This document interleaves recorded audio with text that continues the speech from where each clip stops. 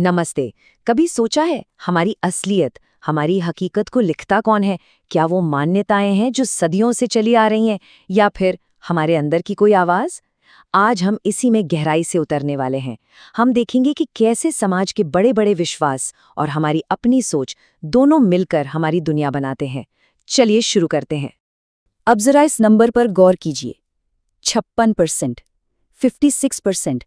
यह आंकड़ा थोड़ा चौंकाने वाला लग सकता है ना? प्यू रिसर्च सेंटर का एक सर्वे बताता है कि भारत में 56% हिंदू असल में मांसाहारी हैं। जी हां, आपने सही सुना, आधे से भी ज्यादा।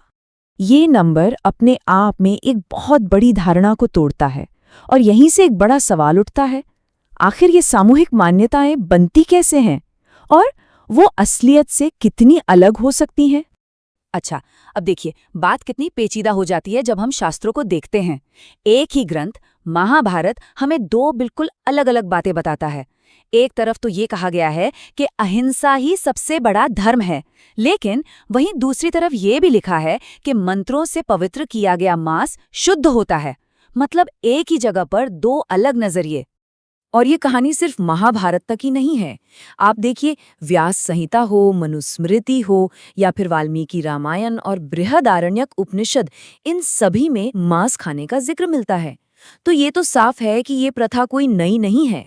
बात सिर्फ पुराने ग्रंथों की ही नहीं है, असल में आज भी ऐसा होता है।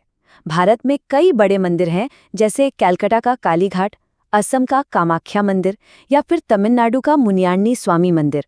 इन जगहों पर आज भी देवी देवताओं को मांस का भोग लगता है और वही भक्तों को प्रसाद के रूप में दिया भी जाता है।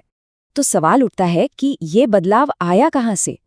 इसकी जड़ें हमें मिलते हैं 5वीं सदी ईसा पूर्व में, जब जैन और बौद्ध धर्म का उदय हुआ। धीरे धीरे शाकाहार को पवित्रता से जोड़ दिया गया और फिर ये जाति में कौन ऊपर है कौन नीचे, ये दिखाने का एक जरिया भी बन गया। और ये आंकड़े साफ साफ दिखाते हैं। इस सर्वे को देखिए, सामान्य वर्ग के मुकाबले अनुसूचित जाति, जनजाति और अन्य पिछड़ा वर्ग में मांसाहार करने वालों की संख्या कहीं ज्यादा है।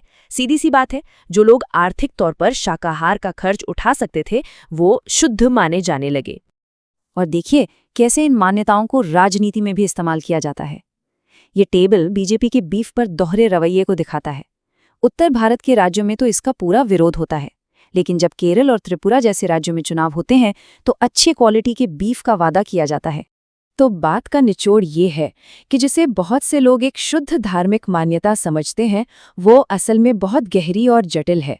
ये भूगोल, पैसे, जाति और इतिहास, इन सब चीज़ों से जुड़ी हुई है। तो हमने ये तो देख लिया कि समाज की एक बड़ी कहानी, जिसे हम सब सच मानकर चलते हैं, वो असल में कितनी चीज़ों से मिलकर बनी है। इतिहास, राजनीति, अर्थशास्त्र, सब कुछ। और यहीं पर एक बहुत बड़ा सवाल खड़ा होता है। अगर एक पूरे समाज की कहानी इतनी कॉम्प्लेक्स और बनाई हुई हो सकती है, तो फिर उस कहानी का क्या जो हमारी अपनी पर्सनल रियलिटी को शेप देती है? और इसी सवाल के साथ हम अपनी बातचीत के दूसरे हिस्से में आते हैं। अब हम ये समझने की कोशिश करेंगे कि हमारी जो व्यक्तिगत हकीकत है, वो भी एक विश्वास प्रणाली से ही बनती है, जिसे एक तरह से हम आभा मंडल या ऑरा भी कह सकते हैं। तो ये ऑरा है क्या? देखिए, ये कोई जादुई या रहस्यमयी चीज नहीं है।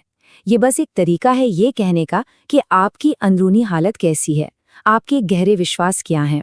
ये वो साइलेंट सिग्नल है जो हम सब अनजाने में दुनिया को भेजते रहते हैं। और ये एक लाइन इस पूरी बात का सार है।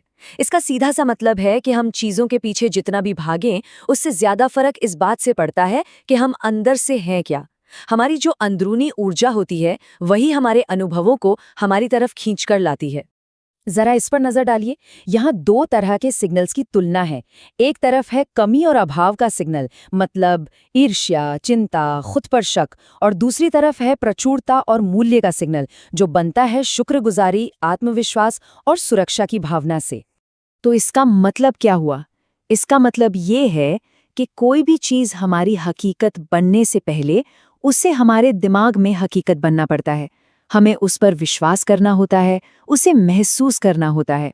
जो लोग कामयाब होते हैं ना, वो अक्सर अपनी कामयाबी को पाने से बहुत पहले अपने मन में जी चुके होते हैं। तो सवाल ये है कि क्या हम अपनी इस अंदरूनी विश्वास प्रणाली को बदल सकते हैं? जी हाँ, बिल्कुल। और इसके लिए 3 बहुत प्रैक्टिकल कदम हैं। पहला, अपने इमोशंस का ऑडिट करें, यानी पहचानें कि आप कैसा महसूस कर रहे हैं। दूसरा, अपनी ऊर्जा को सही दिशा दें। और तीसरा, अपनी सफलता को अपने मन में देखें, उसकी कल्पना करें। अब हम लगभग आखिर में आ गए हैं। पूरी बात यह है कि हम समाज की कहानियों के सिर्फ एक किरदार बनकर नहीं रह सकते। हमारे पास ये ताकत है कि हम अपनी कहानी के लेखक खुद बने। और एक मजबूत व्यक्तिगत विश्वास प्रणाली बनाने के लिए ये 4 चीजें बहुत जरूरी हैं: निश्चितता, शांति, सामंजस्य और योगदान। मतलब अपने इरादों को लेकर बिल्कुल साफ होना, मन में शांति रखना, जो हम सोचते हैं और जो करते हैं उसमें तालमेल रखना, और दूसरों के जीवन में कुछ अच्छा जोड़ना। ये लाइन, ये पूरी बातचीत का सार है। चाहे हम समाज के नियमों की बात करें या अपनी खुद की सफलता की, उनके पीछे की जो मान्यताएं हैं वो पत्थर की लकीर नहीं है, उन्हें बनाया जाता है। और इसका मतलब है कि उन्हें समझा भी जा सकता है और बदला भी जा सकता है। और आखिर में ये एक सवाल है जो हमें खुद से पूछना चाहिए। वो कौन सी कहानी है जिसे हम अनजाने में बस स्वीकार करते जा रहे हैं, और वो कौन सी कहानी है जिसे हम पूरी तरह सोच समझकर, जानबूझकर लिख रहे हैं? क्योंकि सच तो ये है कि इसी सवाल का जवाब हमारी पूरी हकीकत को तय करेगा।